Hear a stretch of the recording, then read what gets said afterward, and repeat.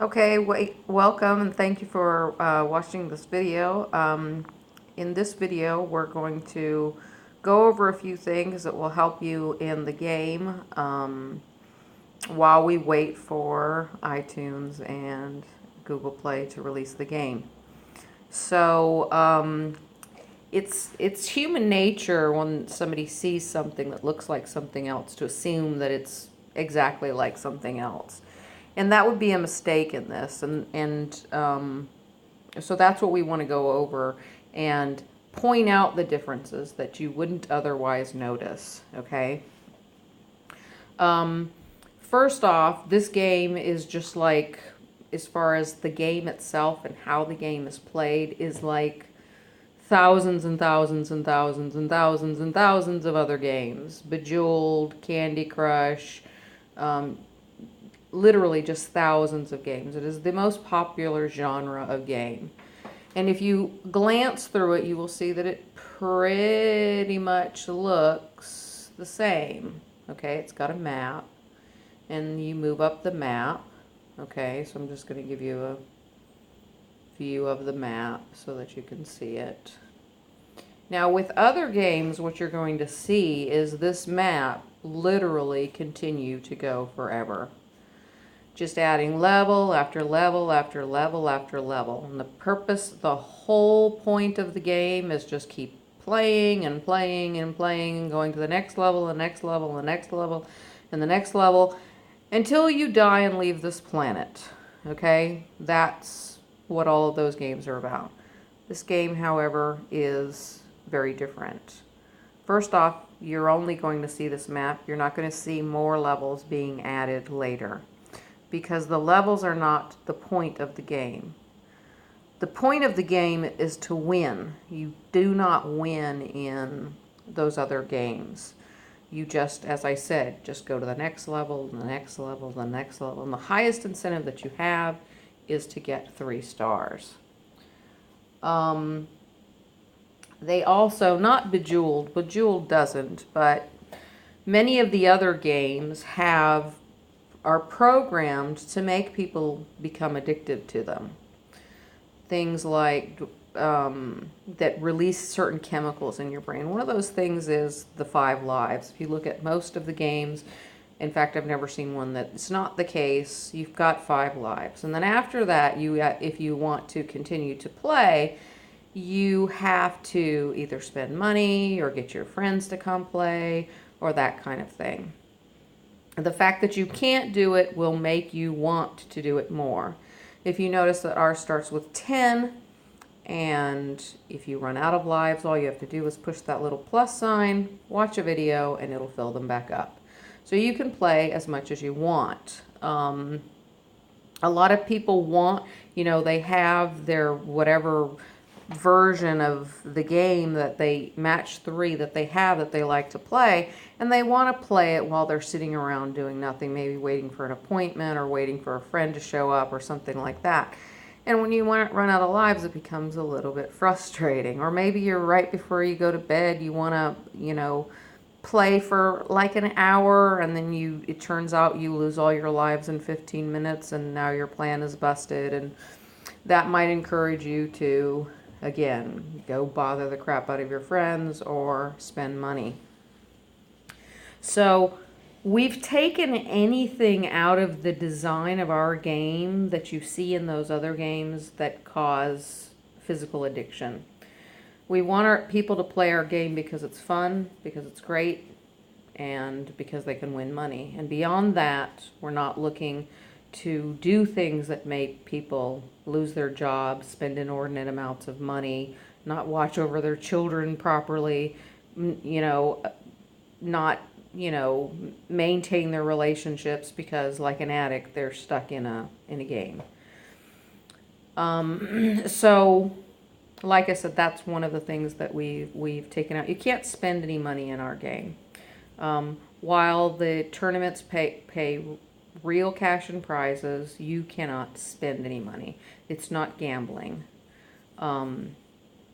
So that's another thing. Another thing that they do is they'll have like the first 20 or 30 levels to literally be so stupid simple that a monkey could win them. And the idea behind that is that you start thinking that, oh, I'm pretty good at this. And then as you've been playing, you get up to those levels, then you start hitting these levels that are impossible to win. And they're actually set up in a way that it will make you play it over and over and over and over and over and over again. And then all of a sudden you just win.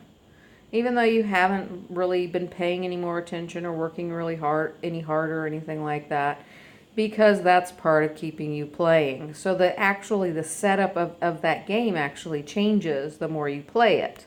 But what they're trying to do is make you give up on trying to resolve it and get cheats. We don't sell any cheats in our game, because that philosophy, we don't agree with the philosophy. When you play a game, if you win, it shouldn't be because you cheated, because you bought something that cheated, that allowed you to cheat. Okay.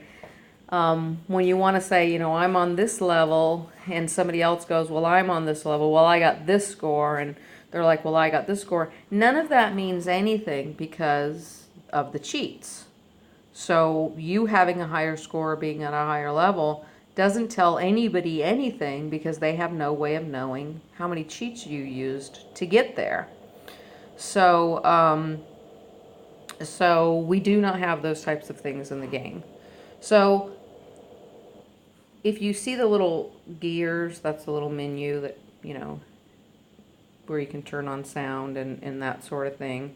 On the opposite side of that is where you will see the tournament button. When tournament's turned on, that's where you'll see it. And you'll push that, and that will take you into the tournament section. Now, in order to do that, you must be online. You don't need to be online to practice in the map, okay? But you do have to participate in the tournament. So you click on that, and the very first time you go in there, what you're going to see is a little heart, and it's going to say have 3 in it, and that's not lives. That's actually how many times you need to play that round in order to submit your scores for the tournament. So why 3 times and why not just 1?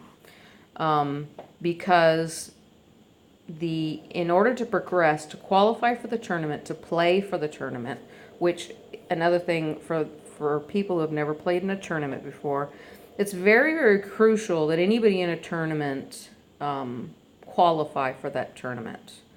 If the players don't qualify for the tournament and they let everybody play, it ruins the game for people who know how to play. People want a sense of satisfaction by saying I won, and if you win against a bunch of people who don't know how to play, it robs you of that satisfaction. It would be like going to a kindergarten and beating them in basketball. You wouldn't feel like, oh, I beat you, you know what I'm saying? You wouldn't feel any sense of pride or accomplishment. So in order to get into the actual tournament, you have to qualify, and that means, and actually, even when you're in a paid tournament, in like, let's take the WSOP, which is a poker tournament. You have to qualify to even be able to play in the tournament. Then you have to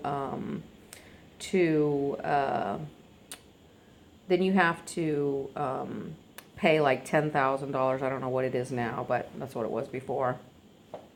But still, you must, even at that point, qualify to play in at the table where money is actually going to be won. So you'd play like a table. If you win that table, you go to the next table. If you win that table, you go to the next table. The same thing here. The higher table till you get to that table where real money is to be played or won. In that case, it's played and won. In this case, it's just real money to be won. So basically, this is a fight to get into the tournament. It's a battle to get into the tournament, to knock other people out, to eliminate other people, to get to the top, to secure your seat so that you can play in the tournament. If you secure a seat, you're guaranteed a prize. How much you win, how much money you win, depends on how well you do compared to the other people who have seats in the tournament. So when you first go into the room, you're going to see, like I said, the heart with 3, and that's going to tell you how many times you have to play. Underneath, you're going to see 1, 2, 3 with a little line, and that's where your score is going to go for the times that you played, and you're going to play that level 3 times. The first score is what they're going to compare. So like the first level, you're going to play against 19 different people, and whoever has the highest score goes to the next level. All the other people fall off. And another unique thing about our tournaments is that if you, like in the WSOP again, if you have a bad, run of cards, if you are just off at that particular table, you're out. You cannot play that tournament again until the next one a year later. With this, if you fall out, you can immediately go back in. And that's what makes this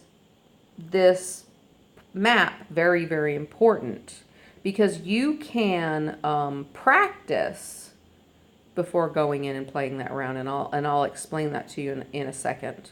You might also, for example, let's say you qualified, you've played your hands, and you're waiting to see whether or not you're progressing to the next level. You could go and practice while you wait, hoping to improve your skills in case you do fall off.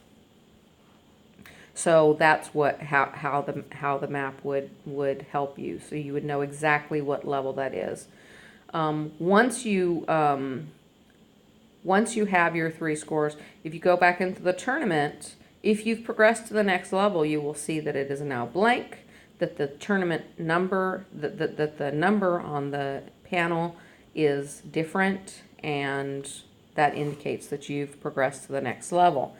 If it's the original one and the scores are gone, well, you fell off.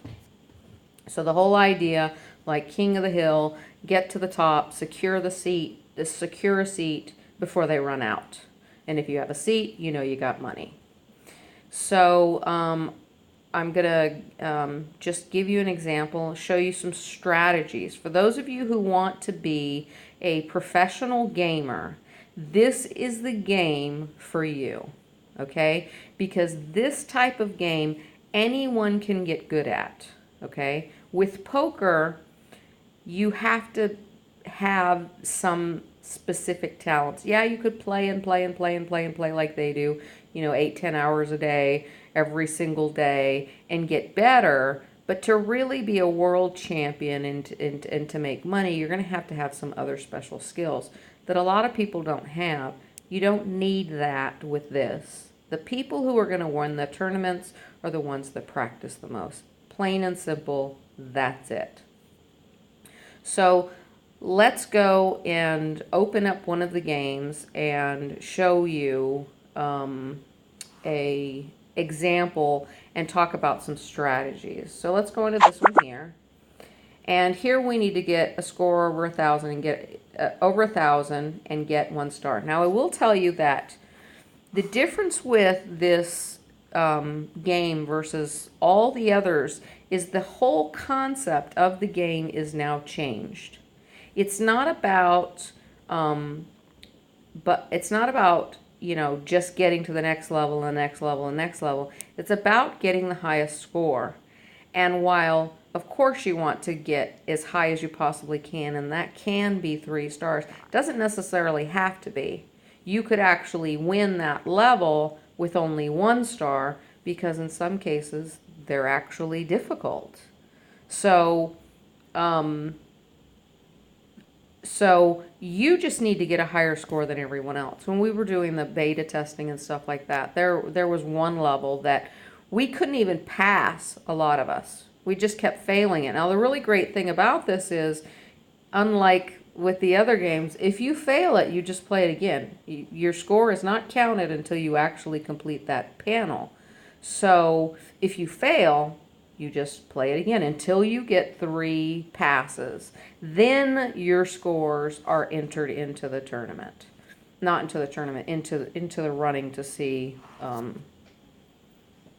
to see if you're qualified to go to the next level or if you're going to fall off. So we'll go in here. Now the first thing you're going to see is a commercial. Obviously, you have to.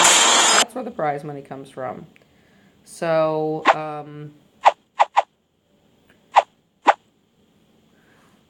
so what we're going to do here is we have to get 1,000 points. Okay. Now, and you know that you have to get your, you're trying to get a high score. Now, one thing to keep in mind that you wouldn't normally do in this type of game, on any of these games, you would never ever do what I'm going to tell you that you may want to do in certain times. Sometimes when you're playing a game, you just, for some reason, you're just off. Just on that particular one. You could play 10 times and you're completely fine, but just in that one particular one, you're just off. You just made wrong decisions and you're off. What you can do in a situation like that is to look at your score and decide whether or not you want that to be one of your 3 scores. So let's talk about why 3 scores. The first one is what we compare. Okay, we compare your score, and whoever has the highest out of that grouping goes to the next level. But in case there's a tie, we have the second score. And in some very, very weird, bizarre chain of events that could possibly happen, that's what the third score is for. So that we're guaranteed that there is no tie, it will be broken by those 3 scores, and that is the purpose of the score. And you don't want to be wasting those. You want them to be as good as they can possibly be, all 3 of them. Because again, there is the possibility that you will tie for someone, so you want to make sure that second one is good as well. So you're looking at your score, and let's say that I'm out of lives. I just have one life left, and I've got 210 points. What I can do is literally not, like throw the game. Not get, well, it'll be more relevant. This is probably not a good hand to demonstrate that, a good panel to demonstrate that. But I'll show you more in this video. But what you can do is throw the game so that you don't complete it. And if you don't complete it, then it doesn't count.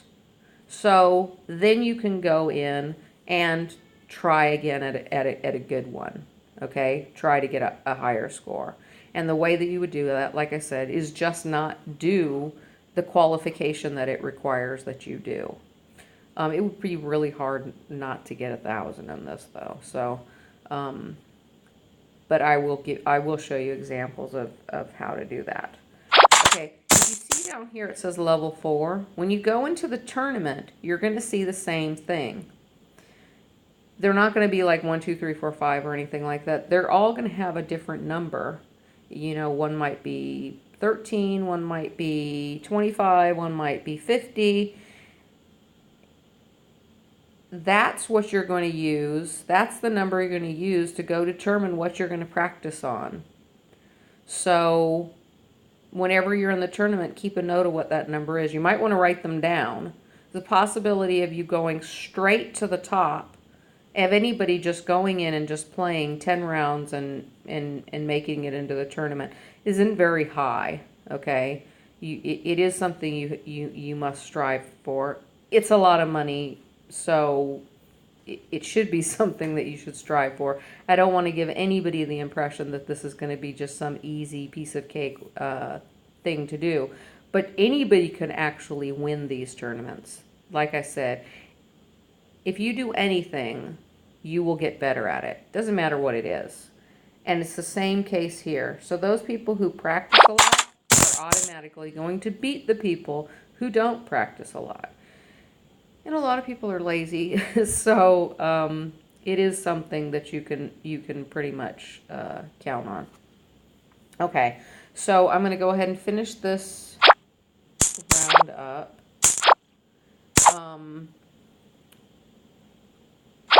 And then I'm going to show you another one where it's more obvious where you can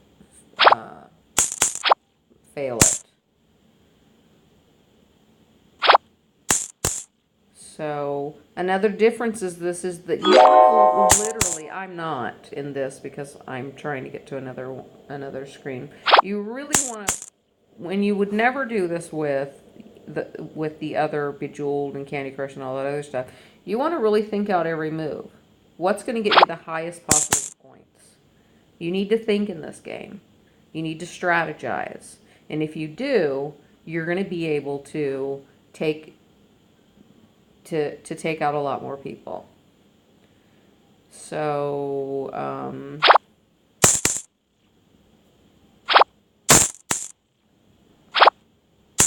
oh wow, see, I actually did fail the level. I thought it was impossible. Okay. I should have used it for the example. I didn't think I could fail the level. That's what I get for talking. Okay, so let's go to this one here. Okay. I don't know how loud that's recording, so I'll turn it off. Okay. So in this particular level here, I need to get rid of all the glass. Okay. So this is an example of one that I could throw. So I'm playing this level, and let's just start playing it. And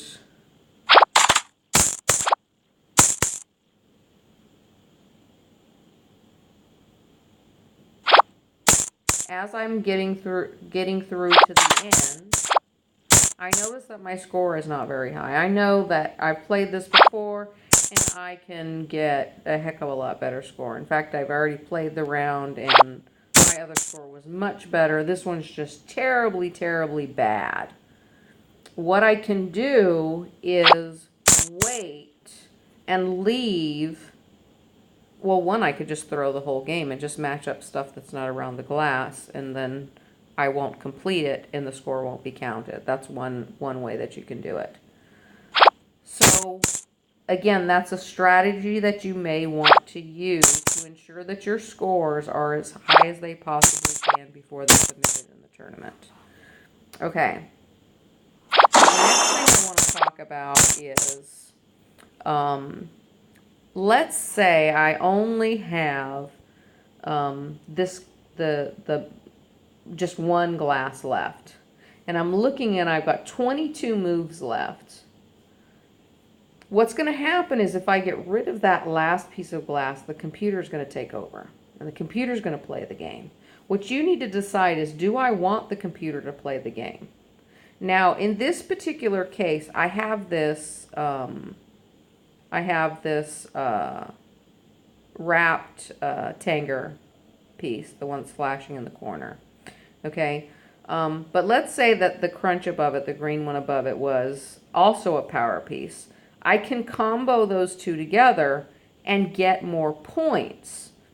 The computer will not combo them.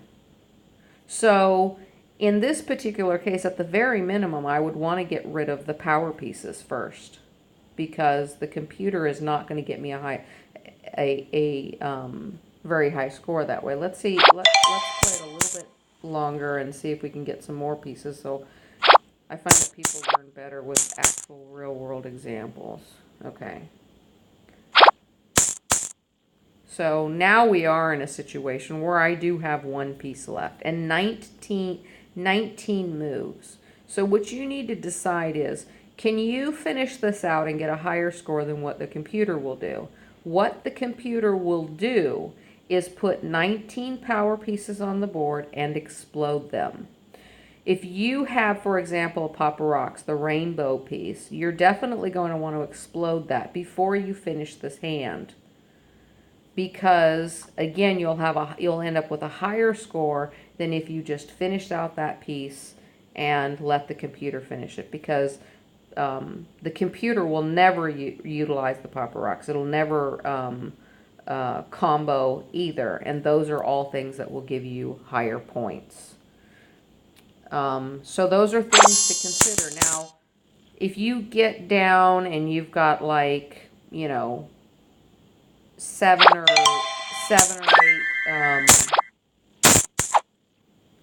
or eight moves left, and there are no power pieces on the board, at that point it probably would be more beneficial to let the computer finish the game, to just go ahead and close it out. And this is what that looks like.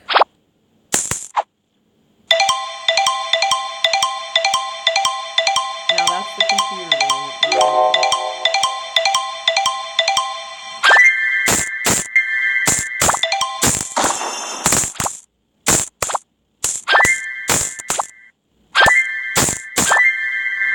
So it's just literally making the power pieces and exploding them. And then any new ones that are created, it adds. Okay?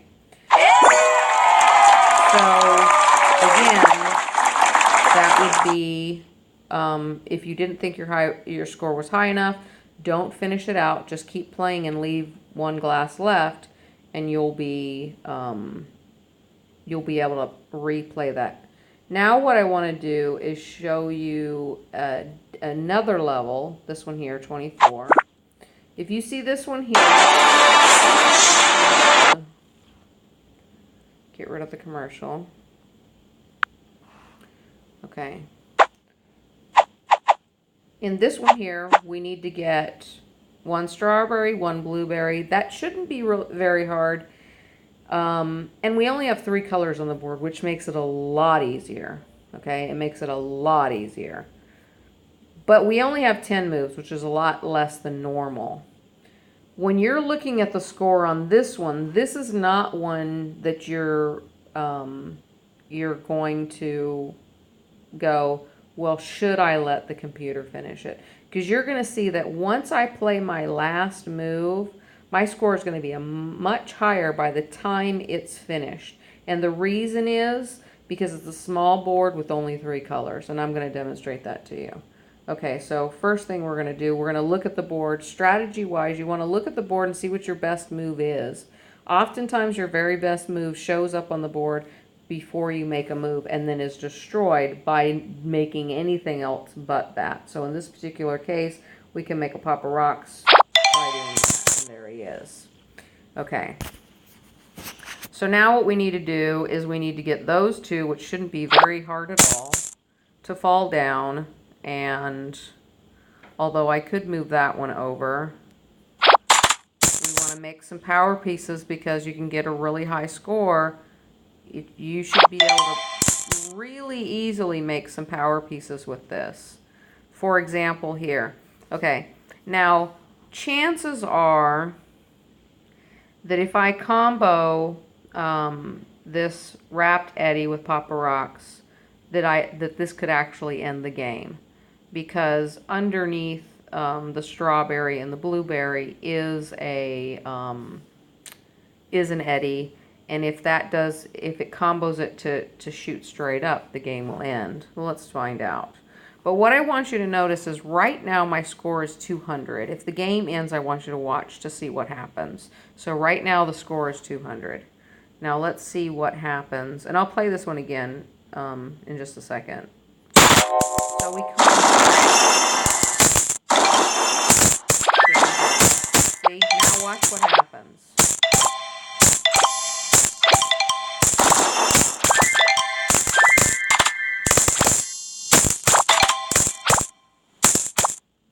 See, so in a low scoring, this one starting out doesn't mean you're going to end up with a low score. We were at 200. The game still hasn't finished yet. And it's not going to finish until combo pieces stop being made, which could be a really long time.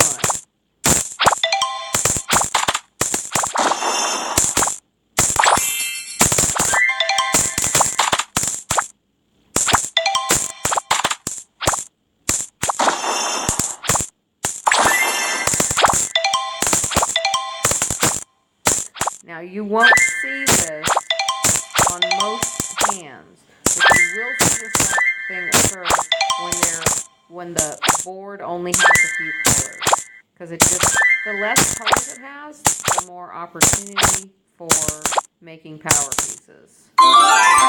So we went to 59 to... Now what I want to do is, instead of trying to finish the game off quickly, so we're at 5,920, I'm going to show you how you should actually how that one ends and how you can't predict the score on that one. You still, even though that happens, because it happens for everyone, you still want to make sure that you get the highest score possible. So that's what we're going to do. We're going to focus on creating as many power pieces as we possibly can, more so than finishing the game. So...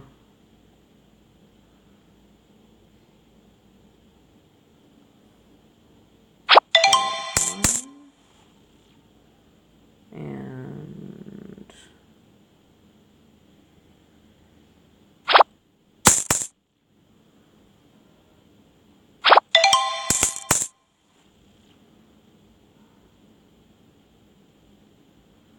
the more power pieces that we create, the higher the score is going to be in the end.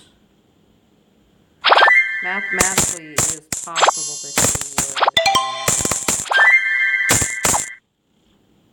would... Okay, now we have 4 moves left, but we can still move that over. So we're going to be fine to go ahead and play and get the highest score possible. Create as many power pieces as we possibly can before we end this. And then one more. Don't want to do that one because that's going to shoot down that side. Although I can do that. So let's make another power piece there. And now we're looking at, now I'm at 1,700.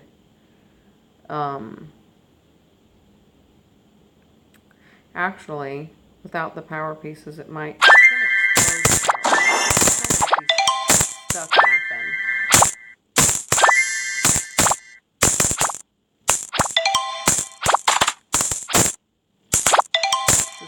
Still keeps moving, even though there were no moves left, because it exploded the power pieces.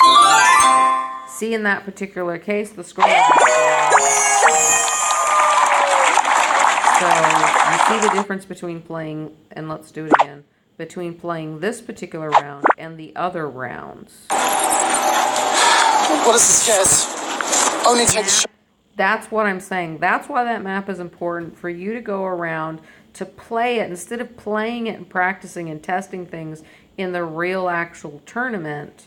You can do it to the side, come up with your strategy, and then go do the real thing. So now let's again try to just drop it out of there as quickly as possible. So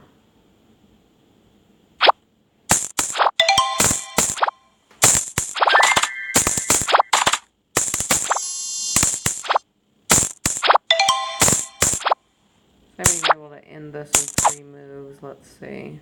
Now we're going to get the score.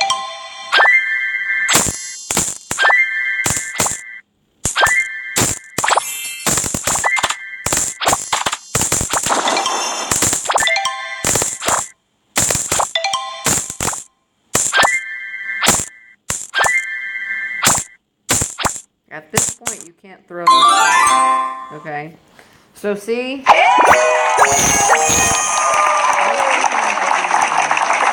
Things that you need to figure out and do better than other people. So like I said, once you find out what level it is, you can even leave it if you want. You don't even have to immediately start. You can open the tournament, you can just leave it and then go practice that level if that's what you want to do. So let's look at some other levels. mute it.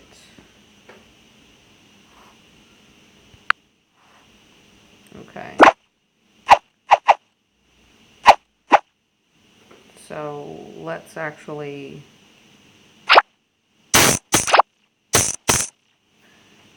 Now, if I was playing Candy Crush or Bejeweled or something, I wouldn't be thinking much about these moves. I'd just be planning on trying to complete.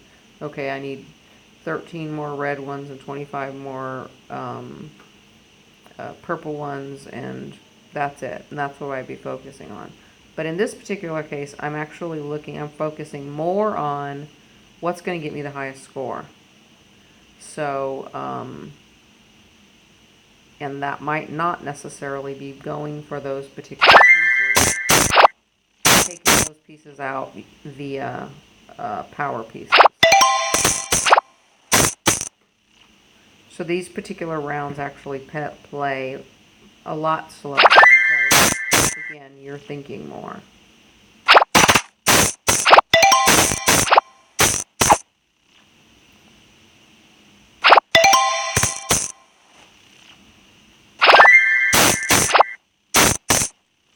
I personally think that I can generally always do better than the game, getting my own score. Again, like these two, the computer's never gonna combo these, so I'm gonna go ahead.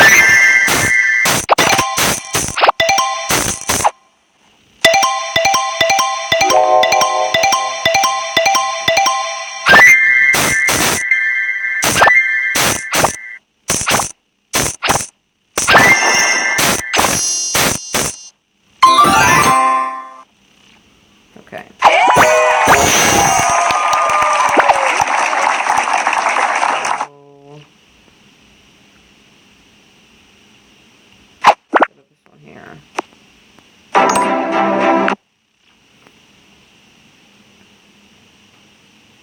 So when the game first comes out, the first thing that we're going to do is we're going to test to make sure.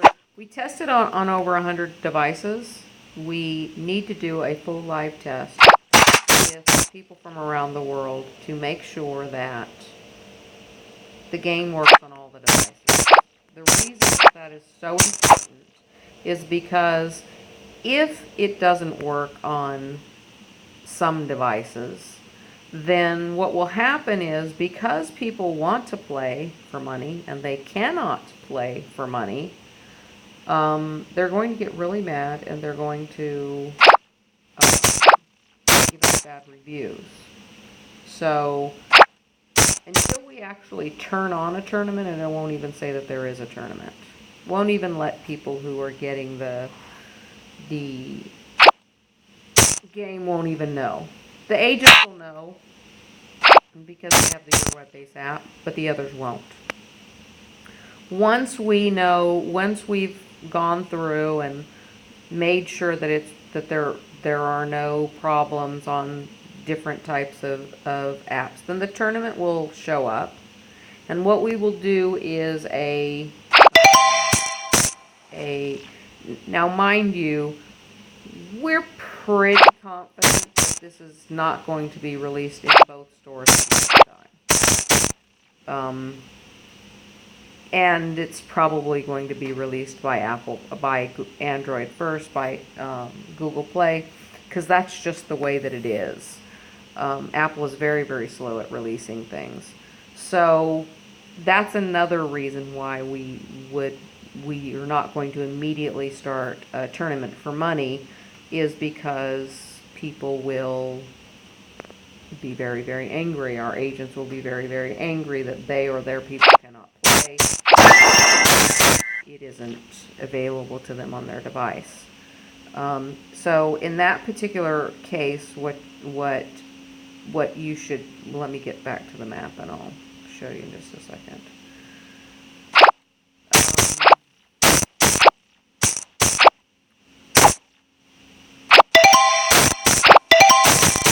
What people should be doing at that particular time, aside from getting other people to play, because you could literally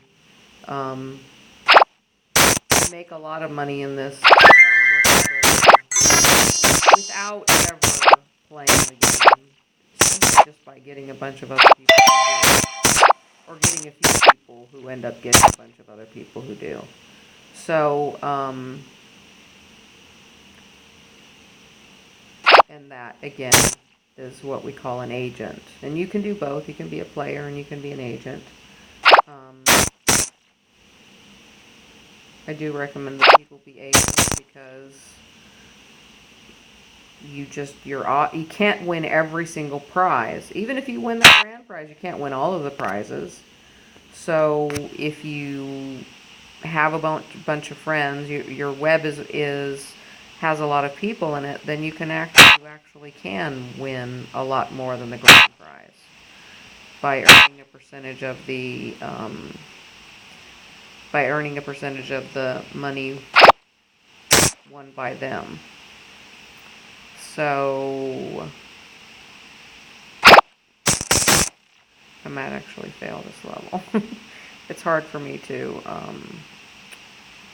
talk and play this at the same time.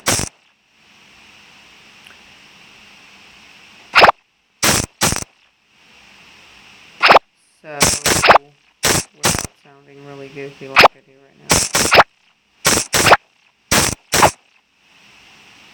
And I just simply cannot get there. So this is a perfect example. I cannot get there. But let's say I could get there. Okay, let's say I just had one of these pieces left and it was all lined up to do it. But I just simply didn't like my score. Because you can agree that I'm not playing this hand well. I'm not playing this hand well. I haven't gotten very many combos in it.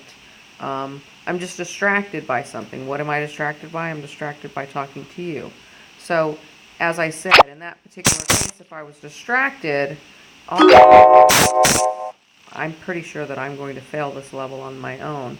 But in the case that were not the case, I could actually throw the ball by not getting the last pieces and going ahead and playing.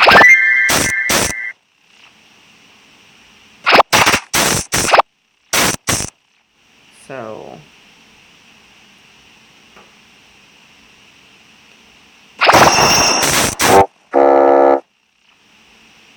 that's a fail. See that thing where you can continue to play? You can't do that in the tournament. You can only do that in the practice round. Okay, so what you want to do before the tournament starts, for those of you that want to be professional gamers, the ones that really want to look at this is their way of making a living, you know what I'm saying? What you should be doing is going through all of these levels as quickly as possible so that you have all of them as a resource in your portfolio. And what I mean by that, and it doesn't even matter if you have even if you just get 1 star, the very first thing you want to do is play all of them. Because as long as you've completed it, you can always go back to reference it. Now let's say, okay, so I'm up here to 30. I go into the tournament and it's 57. I can't go practice 57 because I'm not there. So that's one of the advantages that you have, is to get all of these completed while we're waiting, for example, for Apple to release the game, or for, the testing to take place or whatever. Then that's what I would do, is I would play as many of these as I possibly can so that they're all full, and then I would go back and try to do better on certain ones. But then I have them to be able to practice for, because that's what the map is for. There's always going to be 10, and they're always going to be different for every single tournament, 10 of one of these. And you don't know what they are. But as long as you've completed the map, you can go and practice the ones that are there as much as you want. So let's say you play all the way up to, and people can even tell you, you know what I'm saying? Your friends can tell you. You can play this as you can have teams where you can work together, If one of your team members, gets up to like level 9 or sits at the tournament, they can tell you what those other levels were so that you can go practice them. So again, that's the difference with our map and the other ones. It's just reference. That's your things that you would be able to go and practice on. So I think that is pretty much of the stuff that I wanted to give you tips and tricks about. But like I said, the more you play, the better you will get. And if you, let's say that you're at the seventh round, the seventh rung or whatever, you don't want to mess around there. You want to make sure that you proceed to the next level. So do you want to go take a chance and just play that level without really practicing if you're on level 7, knowing that if you don't get the highest score, you're going to fall back to the bottom? No, you're going to want to practice first. You're not going to want to take that risk. Because by the next time you get to that level, the tournament may be over. So it's going to give you a big advantage the minute the game is released in either store. I'm going to let everyone know. When that happens, you need to go. It's my suggestion to go in and complete as much of this map as you possibly can. Another thing that I want to tell you that keeps coming into my mind and out of my mind is, in other words, I forgot what I was going to tell you, but it's very important.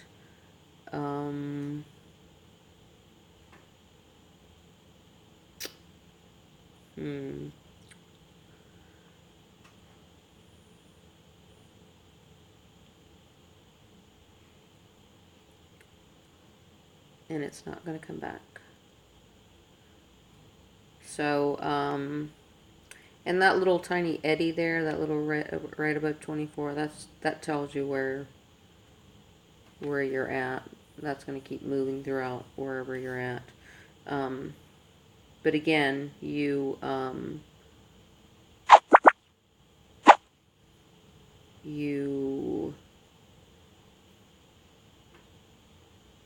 it was such an important point that I wanted to tell you, and now I can't think of it.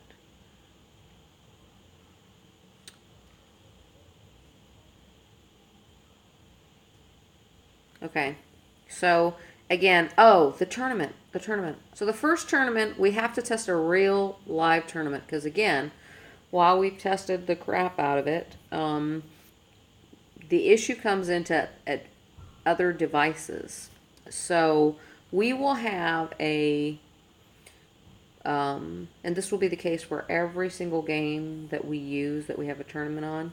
So it'll only happen once in each game. So this is the candy game. It'll only ever happen once in the candy game.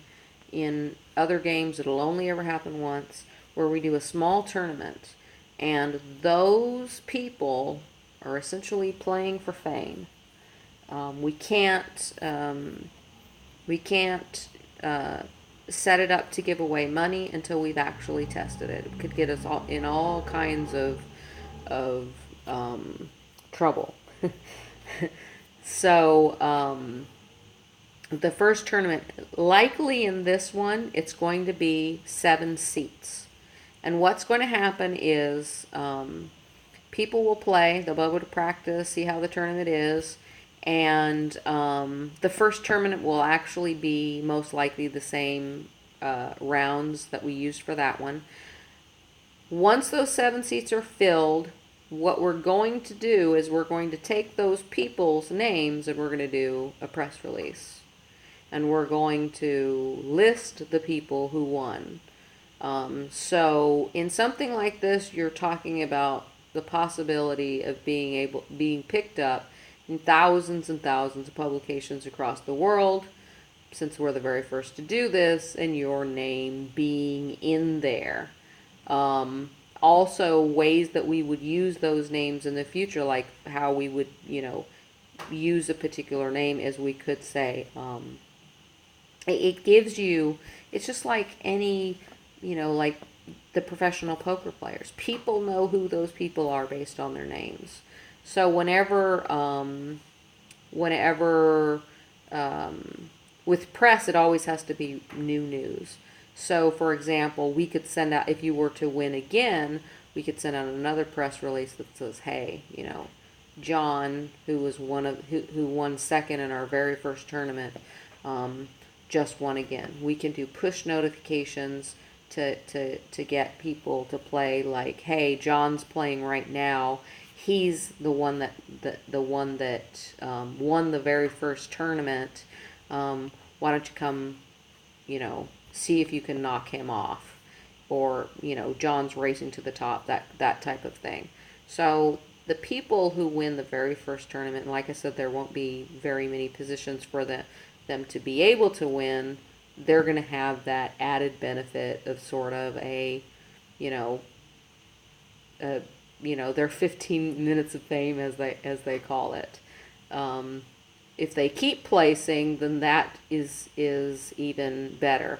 When you can do something like that in a game that's really, really popular, you can get your own celebrity endorsements. And that's really, really huge, where they say, hey, we want you to make a YouTube channel to stream your gaming, and we're going to pay for product placement. They're going to pick those people whose names stand out. How does your name stand out? Well, it would stand out really big if you were one of the first winners. So that was all that I wanted to say. So I hope this helps you. Again, practice, practice, practice. Anybody can win this. Anyone can win it a lot, provided they just practice the games. And remember, it's not about completing the levels, it's about getting the highest score out of the other people that you're competing with, which are very, very small groups. The largest is 19. It never goes over more than that. So that's not a very big sampling of people to go to the next level. All right. So thanks. Have a great day.